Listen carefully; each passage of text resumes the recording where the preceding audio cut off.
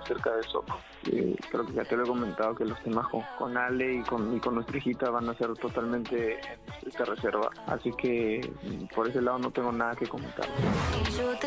¿Estricto privado? Ya pues, mi chifus, esas respuestas solo generan más preguntas. Bien es cierto, ustedes tienen que llevar una buena relación como papás porque tienen una bebé por medio. De repente no va a ser nada que nos sorprenda que puedan ustedes regresar como pareja. Nosotros, como te vuelvo a decir, vamos a manejar el tema en estricta reserva por cuidar el bienestar de nuestra hija y por no exponer todos estos temas, que es lo que hemos conversado, y así lo queremos manejar, ¿no? Entonces creo que hablar ya de otros temas acerca de